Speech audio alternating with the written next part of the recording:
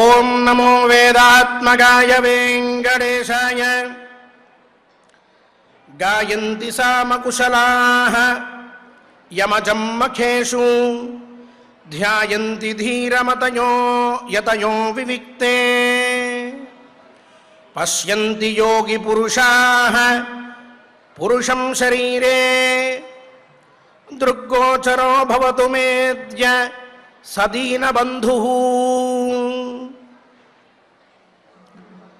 సామకుశలాః యం అజం మఖేషు గాయంతి. సామవేదాధ్యయనం చేసిన పండితులు మహాత్ములు ఏ పురుషుణ్ణైతే మఖేషు యజ్ఞయాగాది కర్మల యందు గాయంతి గానం చేస్తూ ఉన్నారో, యతులు ఏ మహానుభావుణ్ణైతే ధ్యానిస్తూ ఉన్నారో, ధీరమతులు ఎవరైతే తమ శరీరమునందే యోగి పురుషాః పురుషం శరీరే, యోగులందరూ కూడా తమ శరీరమునందు ఆయన్ని చూస్తూ ఉన్నారో, అటువంటి దీనబంధువు అయిన పరమాత్మ ఆ మహాత్ముడు దృగ్గోచరో భవతు మేద్య, నాకు ఈనాడు కనిపించుగాక, నన్ను రక్షించుగాక అంటూ దీనబంధు అష్టకంలో స్వామివారి ప్రార్థన ఉన్నది. యజ్ఞయాగాది కర్మల యందు యజ్ఞో వై విష్ణు యజ్ఞ ఏవాంతతః ప్రతిష్టతి సోత్రజుహోతి విష్ణవే స్వాహ యజ్ఞాయ స్వాహ ప్రతిష్ఠాయై స్వాహేతి అని వేదములో చెప్పినట్లుగా యజ్ఞస్వరూపుడై ఆ మహాత్ముడు అందరి చేత కూడా ప్రార్థింపబడుతూ ఉన్నాడు, ఆరాధించబడుతూ ఉన్నాడు. అటువంటి శ్రీనివాసస్వామి వారు సర్వ దేవతా స్వరూపయై సర్వత్రా కూడా వ్యాపించి తన భక్తుల్ని రక్షిస్తూ ఉన్నారు. అటువంటి దివ్య రక్షణ అనేటువంటి కార్యంలో నిత్యము కూడా నిమగ్నుడై తన భక్తుల్ని కాపాడే దేవదేవుని ఆశీస్సురుని మనందరం కూడా అందుకుంటూ ఈనాడు మన పారాయణానికి సత్సంకల్పం చేసుకుందాం, దేవదేవుని ఆశీస్సురుని పొందుదాం. విఘ్నేశ్వర ధ్యానం. నమస్తే గణనాథాయ గణానాం పతగే నమః. భక్తి ప్రియాయ దేవేశ భక్తేభ్యః సుఖదాయక.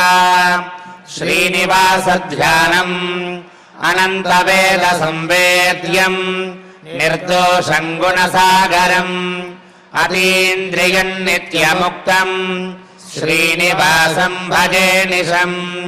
శ్రీకృష్ణ ధ్యానం వందే నవఘనశ్యామం పీతకౌశేయవాససం సానందం సుందరం శుద్ధం శ్రీకృష్ణం ప్రకృతేః పరం. వ్యాసధ్యానం వేదవ్యాసం స్వాత్మరూపం సత్యసంధం పరాయణం శాంతం జితేంద్రియక్రోధం సశిష్యం ప్రణమామ్యహం. అత సంకల్పః శ్రీమదాదివరాహ క్షేత్రే విరాజమానస్య జగద్రక్షణార్థమవతీర్ణస్య శ్రీమదఖిలాండకోటి బ్రహ్మాండ నాయకస్య శ్రీ వెంకటేశ్వర స్వామినః పరిపూర్ణానుగ్రహేణ సర్వేషాం భక్తజనానాం ఆదివ్యాధి నివృత్తి ద్వారా ఆయురారోగ్యైశ్వర్యాభివృద్ధ్యర్థం సర్వారిష్ట నివృత్తి ద్వారా సకల శ్రేయోభివృద్ధ్యర్థం ధర్మార్థ కామ మోక్షాఖ్య చతుర్విధ పురుషార్థ సిద్ధ్యర్థం సమస్త పాపక్షయార్థం శ్రీ పరమేశ్వర ప్రీత్యర్థం శ్రీమన్మహాభారతే వనపర్వణి యథాశక్తి పంచత్రింశాధ్యాయాంతర్గత శ్లోకపారాయణం ఆచార్యముఖేన కరిష్యామహే. శ్రీకృష్ణ పరబ్రహ్మణే నమః. నారాయణం నమస్కృత్య నరం చైవ నరోత్తమం దేవీం సరస్వతీం వ్యాసం తతో జయముదీరయేత్. అశ్రౌషీస్త్వం రాజధర్మాన్ యథా వై మనురబ్రవీత్ క్రూరాన్ నిగృతి సంపన్నాన్ విహితానశమాత్మకాన్ ధార్తరాష్ట్రాన్ మహారాజా క్షమసే కిం దురాత్మనః కర్తవ్యే పురుషవ్యాఘ్ర కిమాస్సే పీఠసర్పవత్ బుద్ధ్యా వీర్యేణ సంయుక్తః శ్రుతేనాభిజనేన చ. మహానుభావ ధర్మరాజా, క్షత్రియ వంశంలో నీలాంటి వాడు ఎలా పుడతాడయ్యా? నువ్వెలా పుట్టావు? క్రూరకర్మలు చేసేటువంటి వారు, చాలా తీక్షణమైన బుద్ధితో ఉండేటువంటి వారు కదూ క్షత్రియ వంశంలో పుట్టేటువంటి వారు. నువ్వేమో చాలా దయామయుడవై సంచరిస్తూ ఉన్నావు. ఇది ఎట్లా కుదురుతుంది అని మాట్లాడి ఆ పైన కొన్ని విషయాల్ని అడుగుతూ ఉన్నాడు. ఇంతవరకు నిన్నటి రోజున మనం విన్నాం. ఇప్పుడు అశ్రౌషీస్త్వం రాజధర్మాన్ అని చెప్తూ ఉన్నాడు. మనుస్మృతి యందు రాజధర్మాలు అనేటువంటివి చాలా విశేషంగా చెప్పబడ్డాయి. ఆ ధర్మాలన్నీ కూడా ధర్మరాజు చిన్నప్పుడే నేర్చుకుని ఉన్నాడు. నీవు ధర్మశాస్త్రమునందు చెప్పినటువంటి ధర్మాలన్నీ కూడా చక్కగా తెలుసుకుని ఉన్నావు కదా.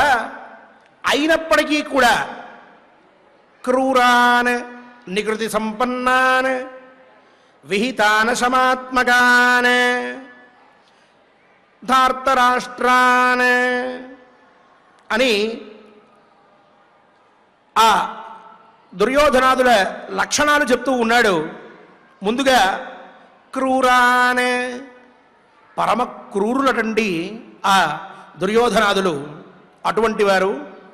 నికృతి సంపన్నాన్, మోసగాళ్ళు.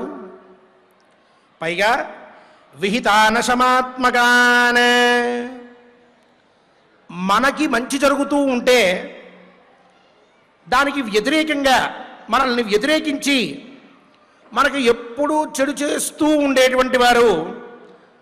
అలాగే వాళ్ళు ఎప్పటికీ కూడా శాంతి లేనటువంటి, సుఖంగా ఆనందంగా లేనటువంటి మనస్సుతో ప్రవర్తిస్తూ బుద్ధిలో ఎప్పుడూ కూడా అహంకారాన్ని కామక్రోధాదుల్ని నింపుకుని చరించేటటువంటి వారు. ఇలాంటి ధార్తరాష్ట్రాన్, ధృతరాష్ట్ర పుత్రులని కిమర్థం క్షమసే, ఎందుకయ్యా క్షమిస్తూ ఉన్నావు ఇంకా కూడా? ఆశ్చర్యంగా ఉంది. మనకి ధర్మం తెలుసు, శాస్త్రం తెలుసు, నీతి తెలుసు, మనం ఇవన్నీ చదువుకుని ఉన్నాం. నీవు ఇవన్నీ కూడా శ్రద్ధగా చదివి వాటిల్లో తత్వాన్ని ఆకలింపు చేసుకుని ధర్మయుక్తంగా రాజ్యపాలన చేశావు. అలాంటి వాడివి ఒక శత్రువు మనల్ని మోసగిస్తూ ఉన్నప్పుడు, ఆ శత్రువు పరమ నీచుడైనప్పుడు, ఆ శత్రువు విషయంలో ఏ విధంగా పాటించాలో ధర్మాలు ధర్మశాస్త్రంలో చెప్పబడి ఉండగా ఆ ధర్మాల్ని పాటించక క్షమాయుక్తుడు అయి నువ్వు ఎలా ఉండగలుగుతూ ఉన్నావు మహానుభావ? అలాగే బుద్ధ్యా వీర్యేణ సంయుక్తః శ్రుతేన అభిజనేన చ, నీకు బుద్ధిబలం ఉన్నది. ఆ బుద్ధిబలంతో, అలాగే శాస్త్రబలంతో, ఆభిజాత్యంతో, అలాగే క్షత్రియుడికి ఉండవలసినటువంటి బలంతో, వీటన్నిటితోటి కలిసి ఉన్నటువంటి నీవు యోగ్యుడమైనటువంటి వాడివి. పీఠ సర్పవత్, కొండ చిరువులాగా అలాగే ఉన్నావేంటయ్యా ఏం చేయకుండా? నాగుపామనుకోండి, వెంటనే అది కాటేయడానికి ప్రయత్నం చేస్తుంది, లేక ఇంకో విషసర్పం అయితే కాటేయడానికి ప్రయత్నం చేస్తుంది. ఈ కొండ చిలువ మటుకు అలాగే పడి ఉంటుంది, దగ్గరికి వెళ్ళి అందితే కానీ అది అందుకోలేనటువంటి స్థితిలో ఉంటుంది. అలా నీవు కూడా ఏమీ చేయకుండా ఓ కొండ చిలువ పడిపోయి ఉన్నట్లుగా అలాగే ఉంటావు తప్ప వాళ్ళ విషయంలో ఏ విధమైనటువంటి చర్య తీసుకోవట్లేదు. ఎందుకు వాళ్ళని ఉపేక్షించడం? వాళ్ళని ఉపేక్షించడం వల్ల ఏదైనా సరే వాళ్ళల్లో మార్పు వస్తుంది అని అనుకుంటే వదిలిపెట్టచ్చు. లేదు, వాళ్ళల్లో ఏదైనా సద్గుణం కనిపిస్తూ ఉంటే వాళ్ళని వదిలిపెట్టచ్చు. వాళ్ళల్లో సద్గుణం లేదు, వాళ్ళు ఎప్పటికీ మారరు, వాళ్ళ బుద్ధి మారదు. వాళ్ళకి ఈనాడు హస్తినాపురము అలాగే ఇంద్రప్రస్థము ఇవన్నీ కూడా వాళ్ళవే అయిపోయి వాళ్లే సర్వాధికారాలని కూడా అక్కడ వెలగబెడుతూ ఉన్నప్పటికీ పాండవులు అరణ్యంలో ఇంకా జీవించే ఉన్నారా? ఎప్పుడు అక్కడ ఉన్నటువంటి క్రూర మృగాల చేతుల్లో పడిపోయి ప్రాణాలు పోగొట్టుకుంటారు అని ఆలోచిస్తారు తప్ప, అడవులు పాలు చేశాం, వాళ్ళ కష్టాలేవో వాళ్ళు పడతారులే, మనకి ఏ ఇబ్బంది లేకుండా రాజ్యం దక్కింది కదా అని అక్కడికి శాంతించి ఆనందపడి అంతటితో తృప్తి పడేటువంటి వారు కాదు. అంటే మనకి ఈ అరణ్యంలో దక్కేటటువంటి కొన్ని సుఖాలు ఉంటాయి చూసావా, ఆ సుఖాలు మనకి దక్కడం కూడా వాళ్ళు ఓర్చుకోలేకపోతూ ఉంటారు. అటువంటి దురాత్ములు వాళ్ళు. వాళ్ళనేం చేయకుండా ఉంటానంటావేమిటి? వాళ్ళ మీద ఏ విధమైన చర్య తీసుకోకుండా ఇలాగే కాలక్షేపం చేస్తానంటావేమిటి? యుద్ధం అంటే ధర్మం అంటావు, పదవయ్యా ఏం పర్వాలేదు, ఏం కాదులే, పెద్ద ధర్మం ఉంది అంటే సభామధ్యమున అందరికీ నేను మాట ఇచ్చాను కాబట్టి దాన్ని నేను జవదాట్లేనంటావు. అలా కూడా ఏం కాదయ్యా, వాళ్ళందరూ కూడా నిన్ను మెచ్చుకుంటారు అంటే అబ్బెబ్బే నేను సత్యానికే కట్టుబడి ఉంటానంటావు. ఆ సత్యాన్ని కట్టుబడి ఉండడం వల్ల ఈరోజు విరగబట్టేది ఏం లేదయ్యా, ఇంతకంటే గొప్పగా నువ్వు రాజ్యధర్మాన్ని నెత్తి మీద వేసుకుని రాజ్యపాలన చేసి ప్రజలందరినీ కూడా క్షేమంగా చూసుకుంటే అంతకు మించిన తపస్సు లేదు అని అంటుంటే, పెద్దలందరి ముందర ఇచ్చినటువంటి మాటని తప్పి నేను ఈనాడు రాజ్యాన్ని పొంది వెలగబెట్టేది ఏముందంటావు భీమసేన అంటావు. ఎట్లా? దీనికి ఏంటి పరిష్కారం అని ఆ పైన సరే ఇంకొక విశేషం చెప్తాను అంటూ, తృణానాం ముష్టినైకేన హిమవంతం చ పర్వతం ఛన్నమిచ్చసి కౌంతేయ యోస్మాన్ సంవర్తుమిచ్చతి. మహానుభావ కుంతీనందన, ఆ దుర్యోధనుడు అజ్ఞాతవాసంలో ప్రపంచంలో 6వ మనిషికి లేక 7వ మనిషికి మనం కనిపించకుండా ఉండేట్టు, మనకి మాత్రమే మనం తెలిసేట్టు, వేరొకరు ఎవ్వరూ కూడా మనల్ని గుర్తుపట్టకుండా ఉండేట్టు సంవత్సరం పాటు మనం మన జీవితాన్ని గడిపేట్టుగా పందెంలో పెట్టాడు. ఏంటి అర్థం? మనం ఎవరికీ తెలియకుండా, మనల్ని ఎవ్వరికీ కనిపించనివ్వకుండా చేద్దామని అనుకుంటూ ఉన్నాడు. అంటే మనల్ని అందరినీ కూడా కప్పిపుచ్చేద్దాం అని అనుకున్నాడు ఆ దుర్యోధనుడు. అదే చేస్తున్నాడు. నువ్విప్పుడు ఏం చేస్తున్నావో తెలుసా? అంతటి పాపం చేసిన ఆ దుర్యోధనుణ్ణి నువ్వు కప్పిపుచ్చుదామని చూస్తూ ఉన్నావు. అది నువ్వు చేసే పని చివరికి. ఇది తప్ప వేరొక ప్రయోజనం లేదు. అజ్ఞాతవాసం చేయాల్సిందే, అరణ్యవాసం 12 ఏళ్ళు చేయాల్సిందే, అజ్ఞాతవాస అనంతరమే మళ్ళీ రాజ్యంలో అడుగుపెట్టడం. ఈ మాటల తాత్పర్యం ఏమిటి తెలుసా? నువ్వెవడికి కనిపించకుండా ఉండాలని చెప్పి అధర్మంగా నిన్ను నలుగురికి కనిపించకుండా చేద్దామనుకుంటున్నటువంటి వాడి యొక్క పాపాన్ని నువ్వు కప్పెట్టేస్తూ ఉన్నావు. యుద్ధం చేశావనుకో, వస్తారు నలుగురు, ఏమిటయ్యా యుద్ధం అంటున్నారు అంటారు. అతను మాయాచూదంతో మా దగ్గర నుంచి లాక్కున్నాడయ్యా రాజ్యాన్ని అని చెప్తాం. అతను చేసిన దుష్కర్మ ప్రపంచానికి తెలుస్తుంది. అతనిలో ఉన్నటువంటి దుర్గుణం ప్రపంచం గమనిస్తుంది. దుర్యోధనులో ఉన్నటువంటి పేరాశ ప్రపంచం అర్థం చేసుకుంటుంది. శత్రుపక్షీయులందరూ కూడా ఆ దుర్యోధనుడి మనస్తత్వాన్ని సరిగ్గా గ్రహించగలుగుతారు. ఇదేది చేయకుండా నువ్వు అరణ్యంలోనే ఉంటాను అనంటే ఆ దుర్యోధనుల్లో ఉన్నటువంటి దుర్గుణం ప్రకాశం కాదు, ఎవ్వరికీ తెలియదు. సుఖంగా దుర్యోధనుడు రాజ్యం చేస్తూ ఉంటే ఈ చిన్న చిన్న రాజులందరూ వెళ్ళి, దుర్యోధన నమస్కారం, మమ్మల్ని అనుగ్రహించు అంటారు. ఆ దుర్యోధనుడు పొండంటాడు, మీకు ఇది ఇస్తాను తీసుకోండి అంటాడు. మహానుభావుడు దుర్యోధనుడు ఎంత గొప్పవాడు, ఇటువంటి వాడు కదా మహాప్రభు అంటే. ఆనాడు ఆ దుర్మార్గుడైనటువంటి ధర్మరాజు దగ్గరికి వస్తే, నువ్వు అన్యాయం చేశావు, అక్రమం చేశావు, నీ రాజ్యంలో ధర్మం లేదు, నువ్వు ధర్మయుక్తంగా పాలించట్లేదు, ధర్మాన్ని తప్పినట్లయితే నిన్ను శిక్షిస్తారు అంటూ నానాశాపాలు పెట్టి పంపించాడు. దుర్యోధనుడు చూడండి, మనం వచ్చి అడిగిన వెంటనే తీసుకోండి అంటున్నాడు. ఎంత మంచివాడండి, మహానుభావుడు దుర్యోధనుడు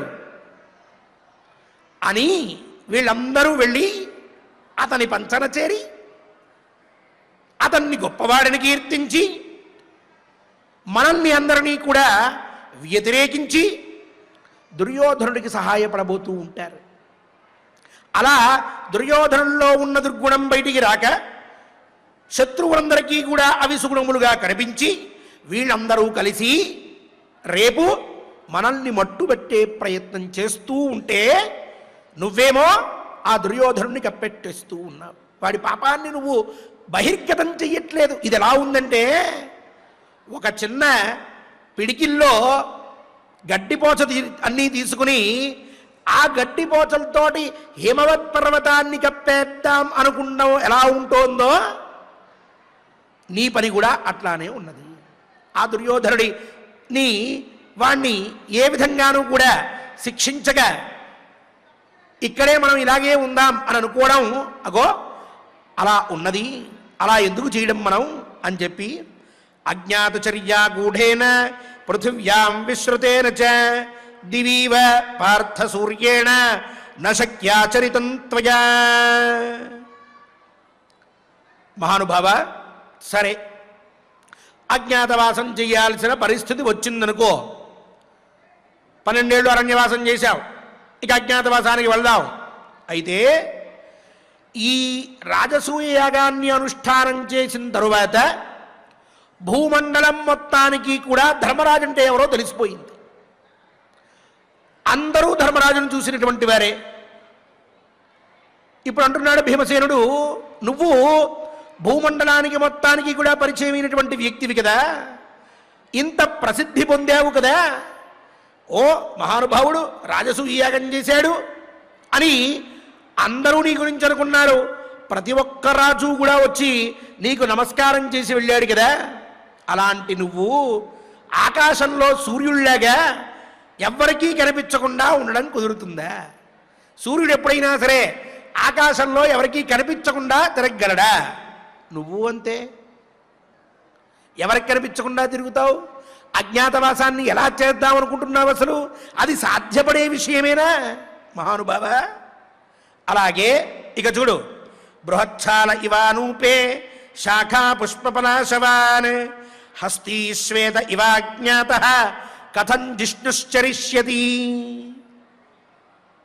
సాలవృక్షము అని చెప్పి చాలా పెద్ద వృక్షం ఉంటుంది, చాలా పెద్దది. ఒక నది సంబంధించిన పాయో ఒక చిన్న తటాకమో అలాంటిది ఏదైనా దగ్గరలో ఉన్నప్పుడు అక్కడ ఉన్నటువంటి సాలవృక్షం చాలా పెద్దగా పెరుగుతుందట, నీళ్ళనంతటినీ బాగా లాక్కుని. అది ఫలపుష్పాలతోటి ఎట్లా అయితే సమృద్ధిగా ఉంటుందో, లేకపోతే తెల్ల ఏనుగు ఐరావతం ఎలా అయితే చాలా విశిష్టంగా ఉంటుందో, అలాంటి వాడైన ఈ అర్జునుడు ఆ ఐరావతంలాగా లేక ఈ సారవృక్షంలాగా అంతటి ప్రసిద్ధుడిగా కనిపించేటటువంటి అర్జునుడు చూసిన వెంటనే ఆ స్వరూపము, ఆ దేహము, ఆ ప్రసిద్ధి, ఆ రాజలక్షణాలు, ఆ వీరత్వము, ఇవన్నీ కూడా అర్జునుడిని చూసిన మరుక్షణం ప్రపంచానికి అర్థమైపోతుంది. ఇతనే అర్జునుడు, ఈ గుణాలన్నీ ఈ అర్జునుల్లో మాత్రమే ఉన్నాయి తప్ప వేరొకల్లో లేవు, అవన్నీ ఇక్కడ కనిపిస్తున్నాయంటే ఇతనే అర్జునుడు అని చెప్పి తెలుసుకుంటుంది. అటువంటి శక్తి సామర్థ్య వీర లక్షణాలు కలిగిన మహానుభావుడు ఈ అర్జునుడు ఎలా ఎవరికీ కనిపించకుండా చరిస్తూ ఉంటాడయ్యా అజ్ఞాతవాసంలో. ఇలాంటి వాడిని ఎక్కడ దాద్దామనుకుంటున్నావు నువ్వు? ఎవరి దగ్గర ఉంచుదామనుకుంటున్నావు? ఇమౌ చ సింహ సంకాశౌ భ్రాతరౌ సహితౌ శిశు నకులః సహదేవశ్చ కథం పార్థ చరిష్యతః. ఇక నకుల సహదేవులు వాళ్ళిద్దరూ కూడా సింహ సదృశమైనటువంటి బలం కలిగిన వాళ్ళు. అంతటి సింహబలులు మహానుభావులు వీళ్ళిద్దరూ కూడా ఎవరికీ కనిపించకుండా ఎలా చలిస్తారయ్యా? ఎవరి వల్లన్నా అవుతుందా? నకులుణ్ణి కానీ సహదేవుణ్ణి కానీ చూస్తూ ఉంటే వీళ్ళిద్దరూ కూడా మహానుభావులుగా తోస్తూ ఉన్నారే, ఏదో ఒక రాజ్యంలో వీళ్ళు మహావీరులై రాజ్య పరిపాలన చేసేటటువంటి శక్తి కలిగినటువంటి వాళ్ళే ఉంటారు తప్ప సామాన్యులు కాదు అని చెప్పి అనుమానించి ఏదో విధంగా వీళ్ళిద్దరూ బహుశా ఈ పాండుపుత్రులైనటువంటి నకుల సహదేవులు కావచ్చు అని లోకం భావిస్తుంది తప్ప వీళ్ళు ఎవరో సామాన్యులు అని చెప్పి చూసి చూడనట్టుగా వెళ్ళిపోదు. ప్రతి ఒక్కరికి అర్థమవుతుంది అజ్ఞాతవాసంలో వీళ్ళిద్దరిని ఎక్కడ పెడతాము, ఎవరికి కనిపించకుండా ఎట్లా చేస్తాము అని. పుణ్యకీర్తి రాజపుత్రి ద్రౌపది వీరసూర్యం విశ్రుత కథమజ్ఞాత కృష్ణ పార్థచరిష్యతి. ఇక ద్రౌపదీదేవి గురించి చెప్తూ ఉన్నాడు. సాధారణంగా మహారాజ్ఞి కాబట్టి ఆవిడే, ఆ మహాతల్లి రాజసూయ యాగం చేసిన ముందైనా చేసిన తర్వాత అయినా ఆవిడ వస్తోంది అని అంటే ముందు ఓ 25 మంది పరిచారికలు, వెనకాల ఓ 25 మంది పరిచారికలు. ఆవిడ టీవీగా ఒక మహారాజపత్ని ఎలా అయితే నడవాలో ఆ విధంగా తన నడవడికని పెట్టుకుని చాలా విశేషంగా సంచరిస్తూ ఉండేది. పైగా రాజసూయ యాగం చేసేటప్పుడు ద్రౌపదీదేవిని ప్రతి ఒక్కరూ చూసినటువంటి వారే. ఆ ధర్మరాజు పక్కనే కూర్చుని ఉన్నప్పుడు అగో ఆవిడే ధర్మపత్ని మహాతల్లి ద్రౌపదీదేవి, ఎంత గొప్పదయ్యా, ఎంత మహాతల్లి, యజ్ఞానుష్ఠానాన్ని ఎంత శ్రద్ధగా చేస్తూ ఉన్నది, ఆ ధర్మరాజు పక్కన ఎలా శోభిస్తూ ఉన్నది. అబ్బబ్బా, ఇది కదూ అద్భుతమైన సన్నివేశం అంటే. ధర్మరాజు ఎంత విశేషంగా కనిపిస్తూ ఉన్నాడో ఆయనకి తగ్గట్టుగా ఆయన పక్కన ధర్మపత్ని ఆ ద్రౌపది పంచాల దేశస్థురాలు, ఆవిడ కూడా ఎంత అత్యద్భుతంగా ఈ శోభనంతటినీ కూడా వృద్ధి చేసేట్టుగా వెలుగొందిపోతోంది ఈ యజ్ఞకుండాల దగ్గర అని చెప్పి ప్రతి ఒక్క రాజ్యం నుంచి వచ్చినటువంటి వాళ్ళు మాట్లాడుకున్నటువంటి వారే. ప్రతి ఒక్కరికి కూడా ద్రౌపది అంటే ఎవరో తెలిసినటువంటి విషయమే. ఎవరూ కూడా ఈనాడు ద్రౌపదీదేవి ఎలా నడుచుకుంటూ వెళ్తూ ఉంటే ఈవిడ ఎవరో వేరే ఆవిడ ఎక్కడి నుంచో వచ్చిందేమో అని అనుకోరు. చూసిన మరుక్షణం ధర్మరాజపత్ని అయినటువంటి ధర్మపత్ని ద్రౌపదియే అని కంఠమెత్తి పలుకుతూ ఉంటారు. లోక విశ్రుత ఈవిడ సామాన్యమైంది కాదు. పైగా పుణ్యకీర్తి, చాలా విశిష్టమైనటువంటి జన్మరహస్యం కలిగినటువంటిది ఆవిడే. ఆనాటి నుంచి ప్రపంచానికి పరిచయమైనటువంటిదే రాజకీర్తి కలిగినటువంటిది రాజకుమారి ఈ ద్రౌపదీదేవి. ఈమె అజ్ఞాతంగా ఎలా ఉండగలదు, ఎక్కడ ఉంటుంది, ఎలా ఉంటుంది అని విశ్రుత కథమజ్ఞాత కృష్ణ పార్థచరిష్యతి. ద్రౌపదీదేవి ఎట్లా తన యొక్క జీవనాన్ని గడపగలదయ్యా? సంవత్సరం పాటు, 1 రోజు 2 రోజులు కాదు అని. ఆ పైన ఇక తన గురించి అంటూ ఉన్నాడు. మాంచాపి రాజంజానంతి హ్యాకుమారమిమా ప్రజా నాజ్ఞాతచర్యాం పశ్యామి మేరోరివ నిగూహనం. మహానుభావ, ఇక నా గురించి నన్ను చిన్న పిల్లలు కూడా తెలుసుకుంటారు. భీముడు అంటే చిన్న చిన్న పిల్లల దగ్గర నుంచి ప్రజలందరికీ కూడా నేనంటే ఏమిటో తెలుసు, నేను ఎలా ఉంటానో తెలుసు, నేను ఏ పనులు చేస్తానో తెలుసు, ఎలాంటి పనులు చేయగలనో తెలుసు, నా స్వరూపం ఎలా ఉంటుందో కూడా అందరికీ తెలుసు. ఇంత పెద్ద దేహం, కండలు తిరిగినటువంటి ఈ శరీరం, నా టీవీ, నా గద, నేను ఏ సామాన్యమే? ఏదో తట్ట కిందో బుట్ట కిందో పెట్టడానికి సరిపోతానా? సంవత్సరం పాటు అజ్ఞాతవాసం ఏం చేయాలి? ఎక్కడుంచుతావు నన్ను ఎవరికీ తెలియనట్టుగా అసాధ్యంగా ఉంచడం, అజ్ఞాతంగా ఉంచడం అనేది అయ్యేటువంటి పని కాదు మహానుభావ. ఒక మేరోరివ నిగూహనం, మేరు పర్వతాన్ని దాచేద్దాము అనుకుంటే ఎవరి వల్ల అవుతుందే? అవ్వదు కదా. నేను కూడా అట్లాంటి వాడినే కదా, మరి నన్ను ఎక్కడ ఉంచుతావు, ఎలా కుదురుతుంది అని. తథైవ బహవోస్మాభిః రాష్ట్రేభ్యో విప్రవాసితాః రాజానః రాజపుత్రాశ్చ ధృతరాష్ట్రమనువ్రతాః నహితేపి ఉపశామ్యంతి నికృతా వా నిరాకృతాః. తథైవ అలాగే ఇంకొక ముఖ్యమైన విషయం చెప్పాలి అంటూ అన్నగారితో చెప్తూ ఉన్నాడు. మనం కూడా చాలామంది రాజుల్ని రాజకుమారుల్ని వాళ్ళ రాజ్యాల నుంచి వెళ్ళగొట్టేశాం. తప్పుడు పనులు చేశారనో, అధర్మంగా ఉన్నారనో, చిన్నపిల్లలనో, స్త్రీలనో, వృద్ధులనో, లేక రోగులనో, అనాథలనో పీడించారనో, మంచి పనులు చేసేటటువంటి వారిని చంపారనో, ఎన్నో కారణాల మీద ఎన్నో రాజ్యాల నుంచి రాజుల్ని రాజపుత్రుల్ని వెళ్ళగొట్టాం. ఈనాడు వారంతా కూడా రాజానః రాజపుత్రాశ్చ ధృతరాష్ట్రమనువ్రతాః, వాళ్ళు ధృతరాష్ట్రుడితో చేతులు కలిపారయ్యా. అందరూ వచ్చి పెద్ద ఆయన దగ్గర కూర్చుని మాట్లాడుకుంటున్నారట, నమస్కారాలు చేస్తున్నారట, వంగి వంగి బాగున్నారా అని కుశల ప్రశ్నలు వేస్తున్నారట. ఏమిటి మీకు ఏమన్నా సహాయం కావాలా అని అడుగుతూ ఉన్నారట. కాబట్టి నహితేపి ఉపశామ్యంతి నికృతావా నిరాకృతాః, వాళ్ళందరూ కూడా ఇక పైన మనతోటి శాంతంగా వ్యవహరించరు. ఇంతవరకు అంటే మనకి రాజ్యం ఉంది కాబట్టి మనం వెళ్ళగొట్టినా సరే మనం చేసిన అవమానాన్నో లేక మనం చేసిన చర్యనో భరించి మనల్ని ఏం చెయ్యలేక నోరు మూసుకుని కూర్చున్నారు. ఇప్పుడు ఎప్పుడైతే మనకి రాజ్యం పోయిందని తెలిసిందో ఆ మరుక్షణం వాళ్ళందరూ కూడా బాగా జరిగింది వీళ్ళకి, ఈ పాండవులకి ఇలాగే కావాలి, ధర్మం ధర్మమట బాగా విర్రవీగారు, చివరికి అడవులు పాలయ్యారు, ఎలా వస్తారో చూస్తాం మళ్ళీ ఇక్కడికి అని చెప్పి ధృతరాష్ట్రుడి దగ్గరికి వెళ్ళి చెవులు కొరుక్కుంటూ మన మీద ఉన్న కచ్చంతా తీర్చుకుంటూ ఉన్నారు. కాబట్టి ఇకపైన వాళ్ళు మనం చెప్పిన మాట వినేవాళ్ళు కాదు, మనం ఏదైనా ఒక మాట అంటే పడేటువంటి వారు కాదు, పైగా మనల్ని ప్రశాంతంగా బ్రతకనివ్వడానికి కూడా వారు సహకరించారు. ఇదొక ముఖ్య విషయం అని చెప్పి అవశ్యం తైర్నికర్తవ్యం అస్మాకం తత్ప్రియైషిభిః తేప్యస్మాసు ప్రయుంజీరన్ ప్రచ్ఛన్నాన్ సుభౌంశ్చరాన్ ఆచక్షీరంశ్చ నో జ్ఞాత్వా తతస్యాత్ సుమహద్భయం.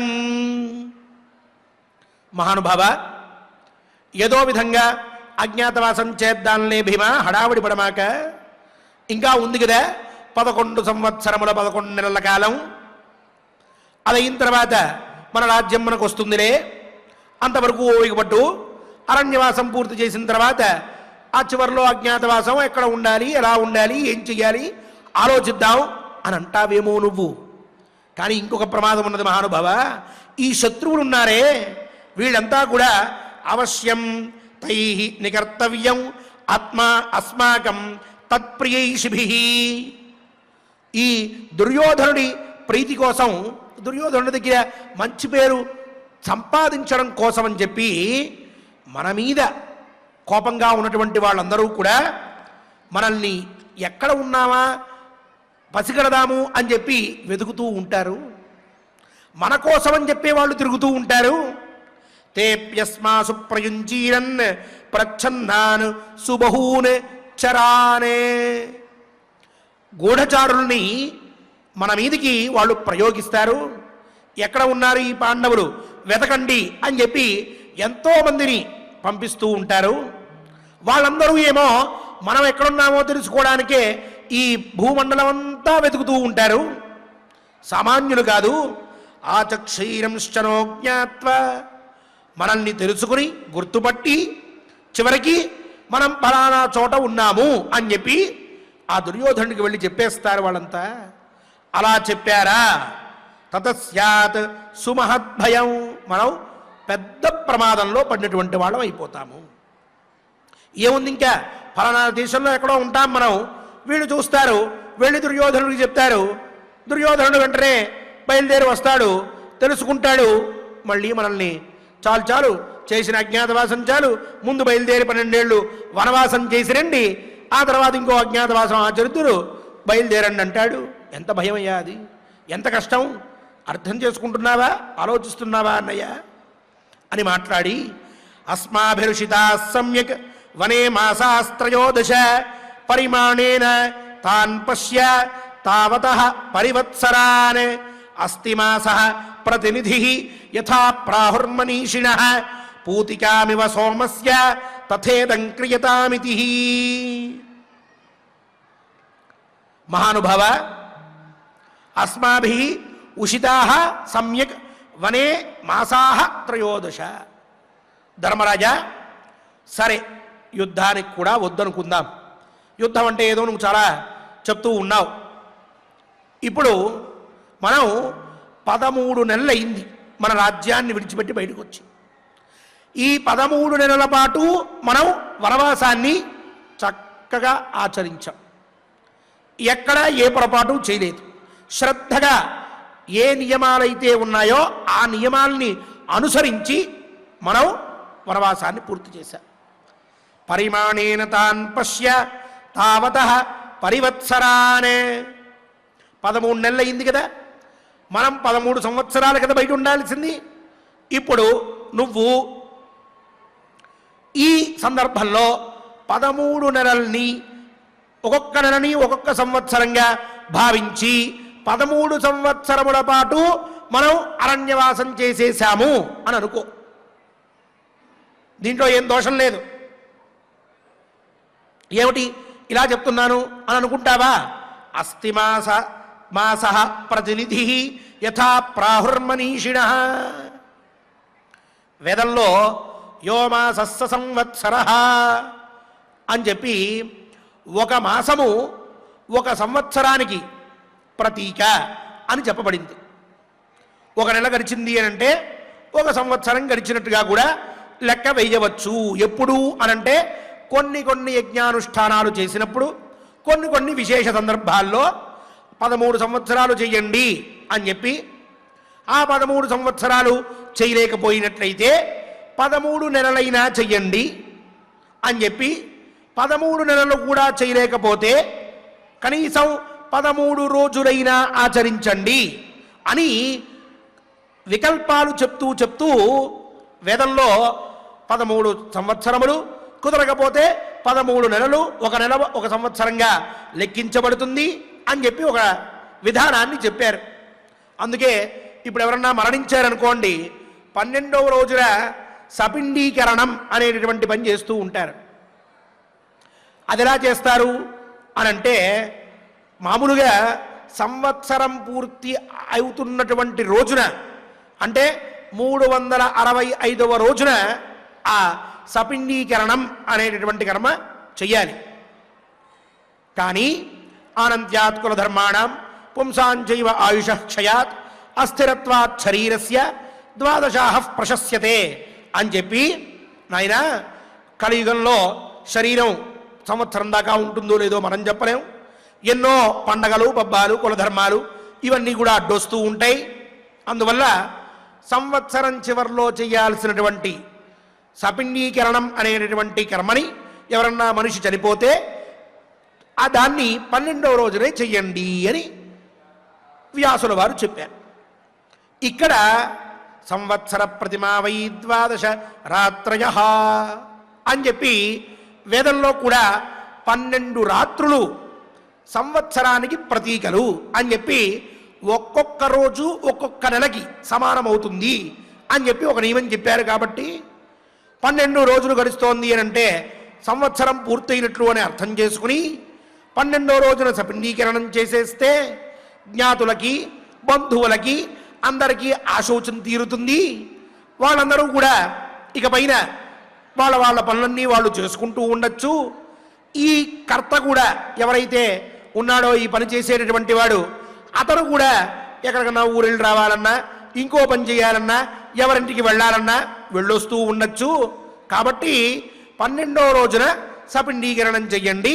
సంవత్సరం చివర చేస్తే ఏ ఫలితం అయితే వస్తోందో అదే ఫలితం వస్తుంది అని ధర్మశాస్త్రం చెప్పినటువంటి మాట.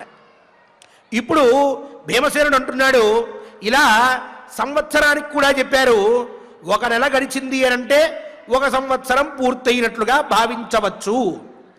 అంటే అలా భావిస్తూ యజ్ఞకర్మలు అవి అనుష్ఠానం చెయ్యవచ్చు అని చెప్పారు కదా. అలాగే పూతికామివ సోమస్య తథేదం క్రియతామితి. సోమాభావే పూతికానభిషుణుయాత్ అని చెప్పి, సోమరసం, సోమయాగం చేసేటప్పుడు సోమరసం అనేటటువంటి దాన్ని వాడాలి. సోమరసం దొరకనప్పుడు ఏం చెయ్యాలి అని అంటే దాని స్థానంలో ఇగో పూతికలు అనేటువంటి వాటిని తీసుకుని వాటిని మీరు వినియోగించుకోండి అని చెప్పారు. కాబట్టి అక్కడ సోమరసం దొరకనటువంటి సమయంలో ఎలా అయితే ఇంకో ద్రవ్యాన్ని తీసుకోండి అని చెప్పారో మనం కూడా 13 సంవత్సరాల పాటు ఈ పాటలు పడలేము. కాబట్టి 13 సంవత్సరాల్ని 13 నెలలుగా అనుకోవచ్చు, 13 నెలలైనటువంటి కాలాన్ని 13 సంవత్సరాలుగా అనుకోవచ్చు అనేటటువంటి మాట యోమాసస్స సంవత్సర అనేటటువంటి శృతివాక్యంతో స్పష్టంగా తెలుస్తూ ఉన్నది. కాబట్టి నీవు ఇప్పుడు మనం చేసిన 13 నెలల అరణ్యవాసాన్ని 13 సంవత్సరాలు చేసినట్టు భావించి ఇప్పటికిప్పుడు సంధి చేసుకోవడానికో యుద్ధం చేసుకోవడానికో సన్నద్ధుడు బయలుదేరి వెళ్దాం, అటో ఇటో తేల్చుకుని వచ్చేద్దాం. ఇది భీమసేనుల వారి అభిప్రాయం. సరే, బాగుంది. మరి 13 నెలల పాటు చేసి అరణ్యవాసం అంతా పూర్తి అయిపోయింది. ఆ చివరి నెలతోనే అజ్ఞాతవాసం కూడా పూర్తయిందనుకో, నా రాజ్యం నాకు ఇచ్చేయి అని అడిగితే అది ఓ రకంగా తప్పే కదా. అలా చేయకూడదు కదా. నేను 13 సంవత్సరముల్లో 12 సంవత్సరములో అరణ్యం, ఓ సంవత్సరం అజ్ఞాతం అంటూ ప్రతిజ్ఞ చేశాను కదా, ఇప్పుడు అబద్ధం అన్నట్లు అవుతుందే అని ధర్మరాజు మళ్ళీ మాట్లాడతాడని దానికి కూడా ఒక ప్రతిక్రియని భీమసేనుడు చెప్తున్నాడు. తాత్పర్యం ఏదో ఒక విధంగా ధర్మరాజుని యుద్ధానికి ఒప్పించాలి. దానికి ఎన్ని విధాలైన మార్గాలున్నాయో అన్ని మార్గాల్ని కూడా ఇప్పుడు ఏకరువు పెట్టేస్తూ ఉన్నాడు. దాంట్లో అంటున్నాడు, మహానుభావ అథవానుడు హే రాజన్ సాధవే సాధువాహినే సౌహిత్యదానాదే తస్మాత్ పనసః ప్రతిముచ్యతే. ఇలా 13 సంవత్సరాలు అయిపోయింది అని చెప్తేను ఒక దోషం, అలా అనాల్సిన అవసరం లేదు. ఒకవేళ ఇప్పటికిప్పుడు యుద్ధానికి వెళ్ళు అని అంటే కూడా ఇచ్చిన మాట తప్పినటువంటి వాడు అవుతాడు. 13 సంవత్సరాలు అయిపోయింది అని ఇప్పుడు మాట్లాడినా అది తప్పే, అక్కడ చేసిన ప్రతిజ్ఞను అతిక్రమించినట్లే. లేదు, అసలు ఈ మాట ఏమీ చెప్పకుండా 13 నెలలు అదైతే 13 సంవత్సరాలు అయిపోయినట్లే, వేదంలో ఇట్లా ఉంది కాబట్టి దోషం లేదు అనే ఈ మాటలేమీ చెప్పకుండా సరాసరి యుద్ధానికి వెళ్ళిపోయినా అప్పుడు కూడా ఆడిన మాట తప్పినట్లే కదా. అంటే తప్పు చెప్పినట్లే కదా, తప్పు చేసినట్లే కదా, దానికి పాపం వస్తుంది కదా. దానికి అంటున్నాడు, అథవా అనడు హే రాజన్ సాధనే సాధువాహినే. సాధువాహినే మంచి వాళ్ళని మోసేటటువంటి ఒక మంచి ఎద్దుని నువ్వు ఎంచుకొని దానికి చక్కగా గడ్డి పెట్టు, దానికి కావలసినంత ఆహారాన్ని ఇవ్వు. ఇలా ఇస్తే పనసః ప్రతిముచ్యతే. నువ్వు అబద్ధం ఆడదాం అనుకుంటున్నావే, ఇప్పుడు ఇది అబద్ధం అవుతుందేమో, నాకు అసత్యమాడిన దోషం వస్తుందేమో అని అనుకుంటున్నావే, దాని నుంచి విముక్తుడవి అయిపోతావు. ఎందుకు అనంటే ధర్మశాస్త్రంలో చెప్పారు, అనడు హే పూర్ణం ఘాసం ఉపాహృత్య అనృతాన్ ముచ్యతే అని చెప్పి.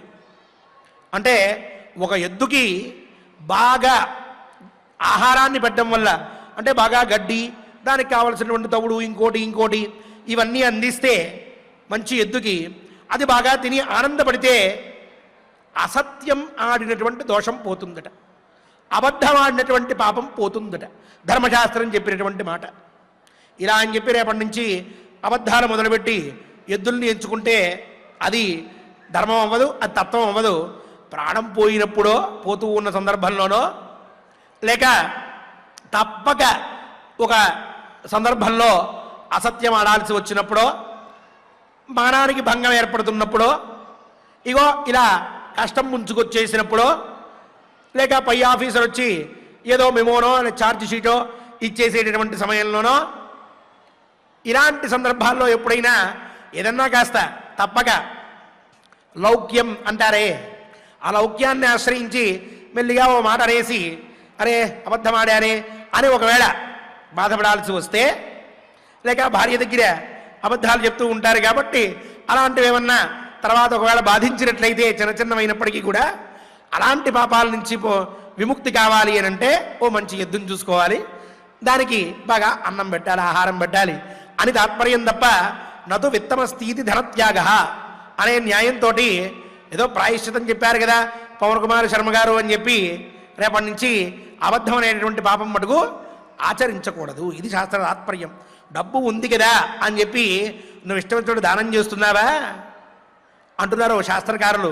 నతు విత్తమస్థితి ధనత్యాగ, డబ్బు ఉందని దానం చేయం మనం. ఎంతుంటే అంతటినీ దగ్గరే పెట్టుకుని ₹1 ₹2 ఇస్తాం పక్కవాడికి దానం. అలాగే ప్రాయశ్చిత్తం కనిపించింది కదా అని పాపం చేయకూడదు. ఎప్పుడు పడితే అప్పుడు తప్పక చేయాల్సి వచ్చినప్పుడు శుద్ధి కోసం చెప్పినవే ప్రాయశ్చిత్తాలు అని చెప్పారు. ఇది కూడా అట్లాంటిదే. ధర్మరాజుతో చెప్తూ ఉన్నాడు, ధర్మశాస్త్రం ఇట్లా చెప్పింది కాబట్టి ఇప్పుడు నువ్వు ఏదో ఒక మాట చెప్పేసేయి, యుద్ధానికి పద. ఎవరైనా నిన్ను రేపు నువ్వు అబద్ధమాడావు ధర్మరాజా అని అన్నారనుకో, మంచి ఎద్దుని చూసుకుందాం, దానికి బాగా అన్నం పెడతాం, పాపమే లేదు. ధర్మశాస్త్రం చెప్పిన మార్గమే, ఇబ్బంది ఏం లేదు, ఈ రకంగా అయినా ఆచరించు అని చివరికి ఓ మాట చెప్తున్నాడు. తస్మాత్ శత్రువధే రాజన్ క్రియతాం నిశ్చయస్త్వయా క్షత్రియస్య హి సర్వస్య నాన్యో ధర్మోస్తి సంయుగాత్.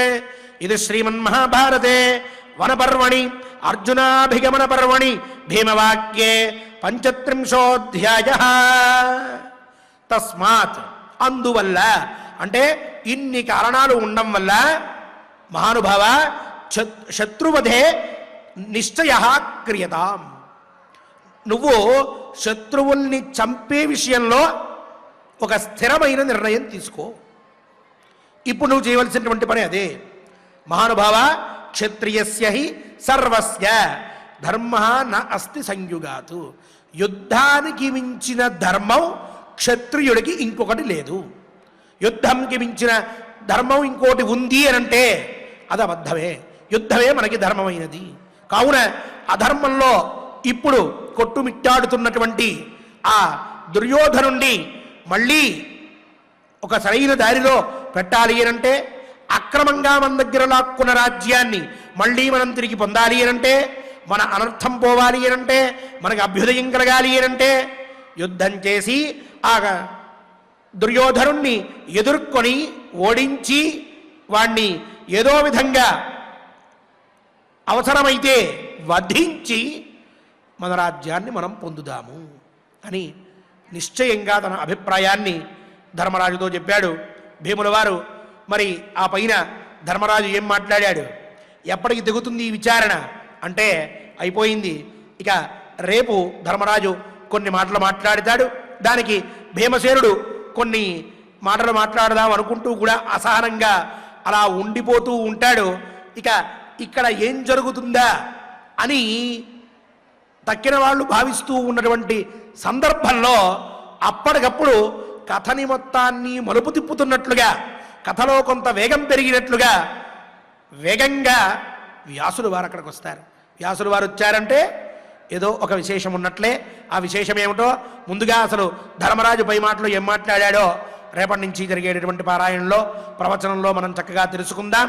ఈనాటి ఈ శ్లోకములన్నింటినీ కూడా శ్రద్ధగా పారాయణ చేసి ఆచార్యముఖంగా స్వామివారి అనుగ్రహ పాత్రులమవుదాం. ఓం నమో వెంకటేశాయ. ఓం నమో వెంకటేశాయ. చక్కగా ఆచార్యుల వారి ద్వారా అనేక క్షత్రియ సంబంధమైనటువంటి ధర్మములను మనం తెలుసుకున్నాం. ఇక 35వ అధ్యాయంలో 21వ శ్లోకం నుండి మనం పారాయణం చేసుకుందాం. స్వామివారి యొక్క అనుగ్రహాన్ని పొందుదాం. అశ్రౌషీః అశ్రౌషీః త్వం రాజధర్మాన్ యథా వై మనురబ్రవీత్ క్రూరాన్ నికృతి సంపన్నాన్ విహితాన్ అసమాత్మకాన్ ధార్తరాష్ట్రాన్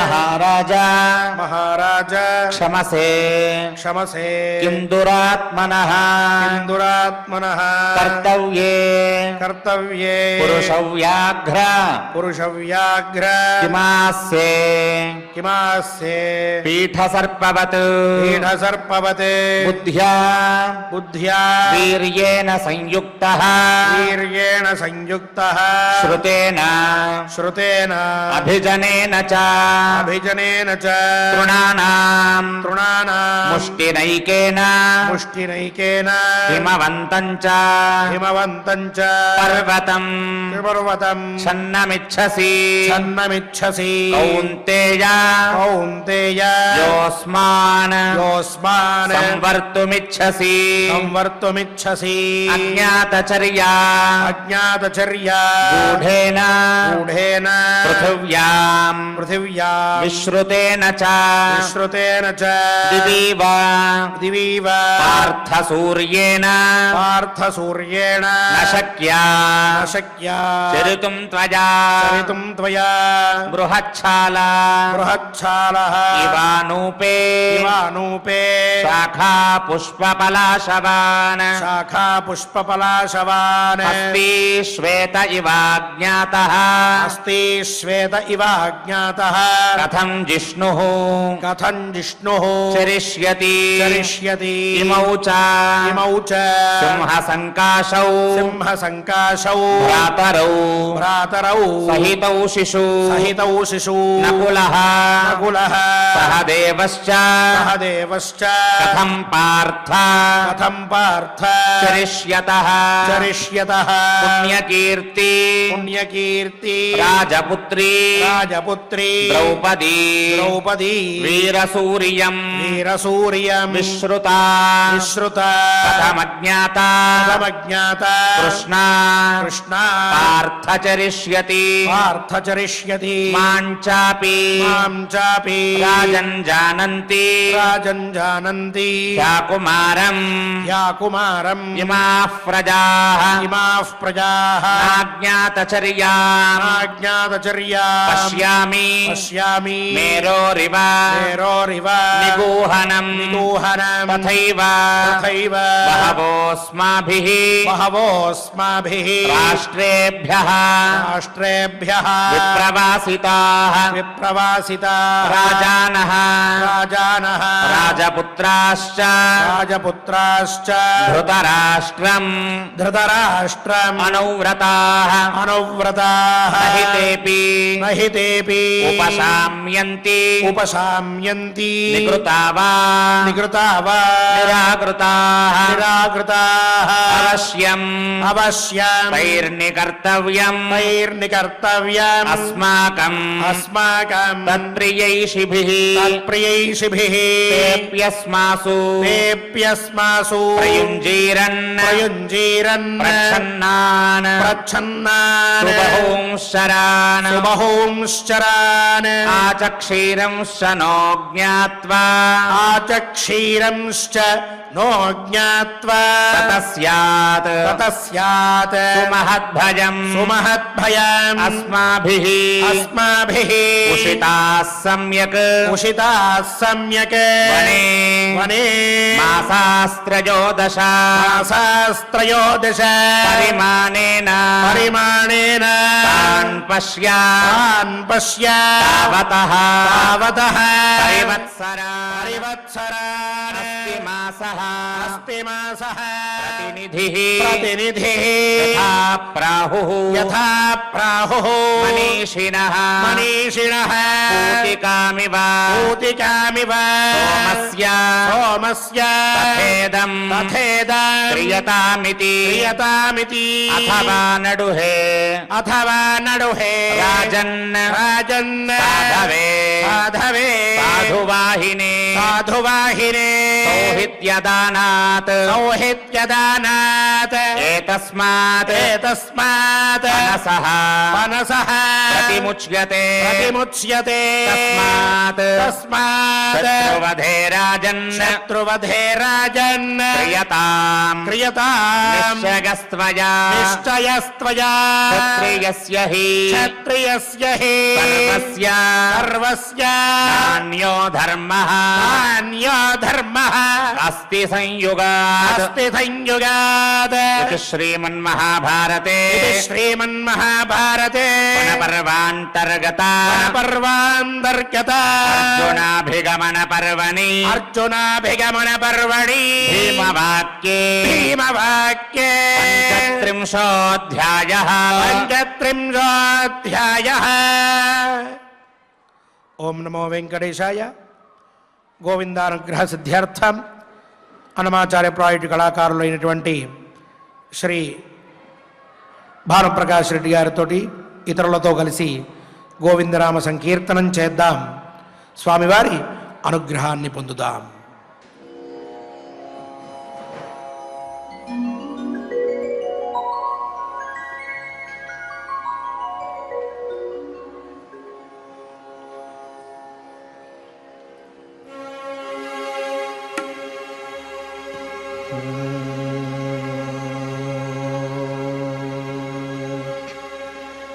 శ్రీనివాస గోవింద శ్రీ వెంకటేశ గోవింద భక్తవత్సల గోవింద భాగవత ప్రియ గోవింద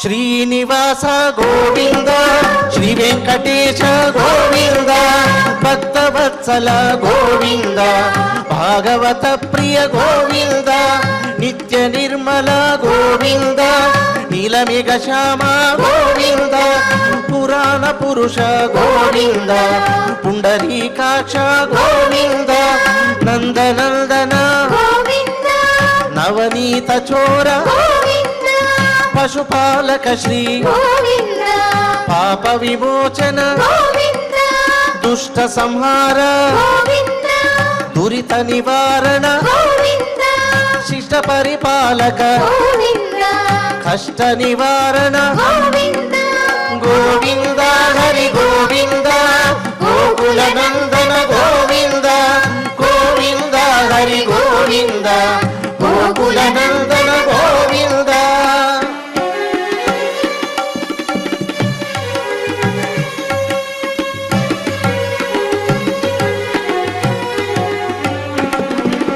వజ్రమకుటధర వరాహమూర్తి గోపీజనలోల గోవర్ధనోతార దశరథ నందన దశముఖమర్దన పక్షివాహన పాండవ ప్రియ మత్స్యకూర్మ మధుసూదన హరి వరాహ నరసింహ వామన భృగురామ బలరామానుజ బౌద్ధ కల్కిధర వేణుగాన ప్రియ వెంకటరమణ గోవింద హరి గోవింద గోకుల నందన గోవింద గోవింద హరి గోవింద గోకుల నందన గోవింద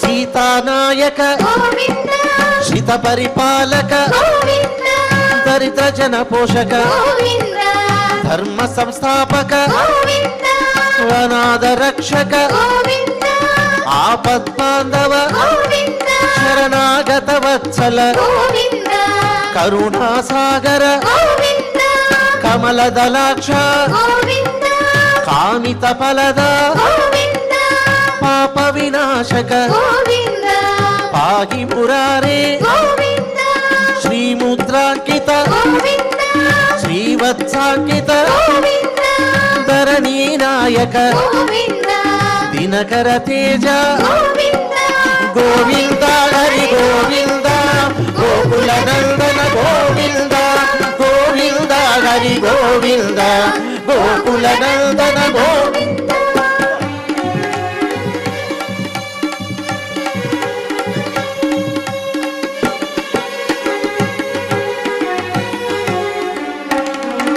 పద్మావతి ప్రియ గోవింద ప్రసన్నమూర్తి గోవింద అభయహస్త గోవింద అక్షయ వరద గోవింద శంఖ చక్రధర గోవింద శార్గ గదాధర గోవింద విరజాతిరస్త గోవింద విరోధి మర్దన గోవింద సాలగ్రామధర గోవింద సహస్రనామ గోవింద లక్ష్మీ వల్లభ గోవింద లక్ష్మణాగ్రజ గోవింద కస్తూరి తిలక గోవింద కాంచనాంబరధర గోవింద గరుడ వాహన గోవింద గజరాజ రక్షక గోవింద గోవింద హరి గోవింద గోకుల నందన గోవింద గోవింద హరి గోవింద గోకుల నందన గోవింద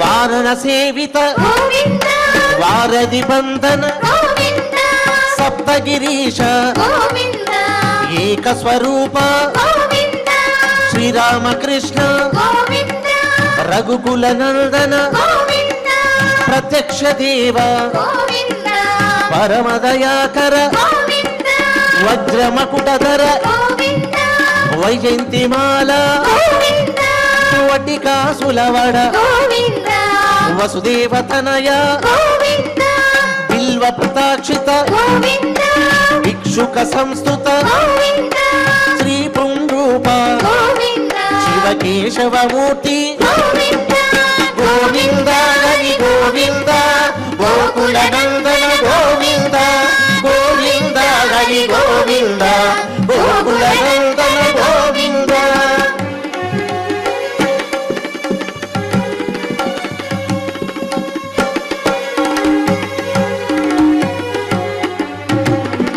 బ్రహ్మాండ రూప గోవింద భక్త రక్షక గోవింద నిత్య కళ్యాణ గోవింద నీరజనాభ గోవింద అతిరామ ప్రియ గోవింద హరిసోత్తమ గోవింద జనార్దన మూర్తి గోవింద జగసాక్షి రూప గోవింద అభిషేక ప్రియ గోవింద ఆప నివారణ గోవింద రత్న కిరీట గోవింద రామానుజనుత గోవింద స్వయం ప్రకాశ గోవింద ఆశ్రిత పక్ష గోవింద నిత్య శుభప్రద గోవింద నిఖిల లోకేశ గోవింద గోవింద హరి గోవింద గోకుల నందన గోవింద గోవింద హరి గోవింద గోకుల నందన గోవింద.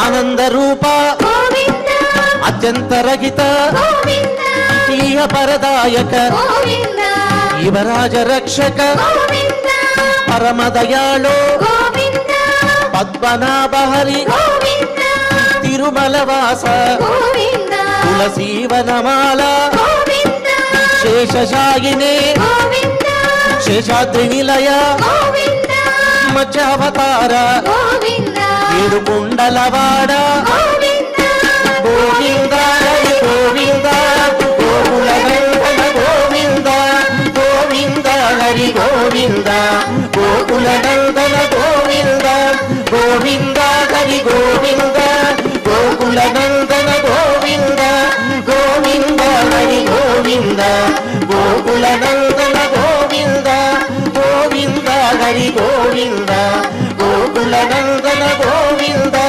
గోకుల నందన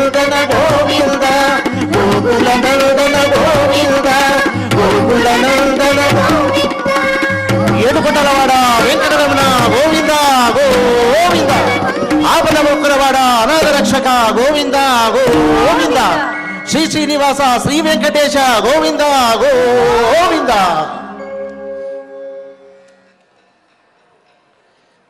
ఓం నమో వెంకటేశాయ.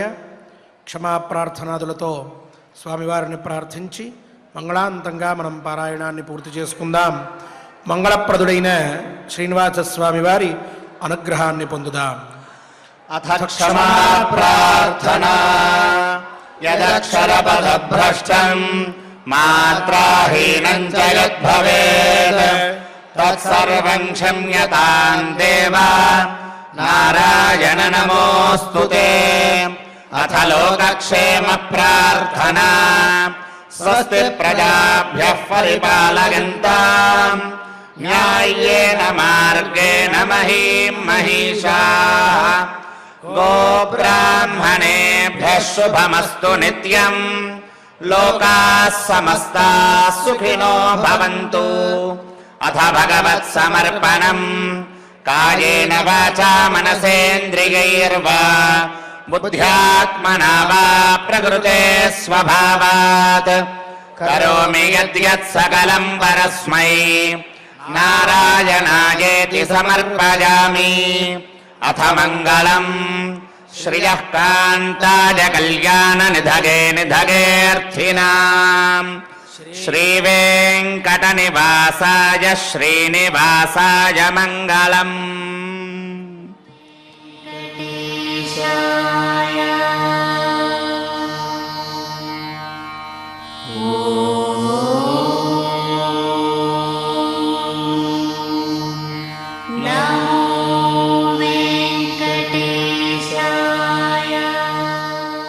స్వామి బోధానంద గోసేవ ఆశ్రమం సైథాపూర్. జ్యోతిష్యం, వాస్తుశాస్త్రం మన పూర్వీకులు మనకిచ్చిన వరం. దుర్గాదేవి, కాలభైరవ ఉపాసనతో వాక్సిద్ధి పొందిన శ్రీ శ్రీ బోధానందగిరి స్వామివారు మీకు ఎలాంటి సమస్యలున్నా, వాటిలో ముఖ్యంగా ధన నష్టం, ఆరోగ్య నష్టం, భార్యాభర్తల మధ్య గొడవలు, ప్రేమించుకున్న వారు దూరం అవడం, ఎన్ని సంబంధాలు వచ్చినా పెళ్లి ముడి పడకపోవడం, రోడ్డు ప్రమాదాలు, అప్పుల బాధలు, వ్యవసాయంలో నష్టాలు, పెద్దల మాట పిల్లలు వినకపోవడం, ఆరోగ్య శాంతి, గృహశాంతి, మనశ్శాంతి లేకపోవడం, ఇలాంటి సమస్యలు ఉన్నట్లయితే ఒక్కసారి స్వామీజీని కలవండి. మీ సమస్యలకు తగిన పరిష్కారాన్ని పొందండి. అంతేకాక అన్ని రకాల వ్యాధులకు గోపంచకవ్య మరియు మూలికా వైద్యం చేయబడును. నమ్మకంతో రండి, ఆయురారోగ్యాలతో వర్ధిల్లండి. మా అడ్రస్ స్వామి బోధానంద గోసేవ ఆశ్రమం సైథాపూర్, వీరభద్రస్వామి గుడి దగ్గర, యాదగిరిగుట్ట. సంప్రదించవలసిన నెంబర్ 9849213754 మరియు 9618034138.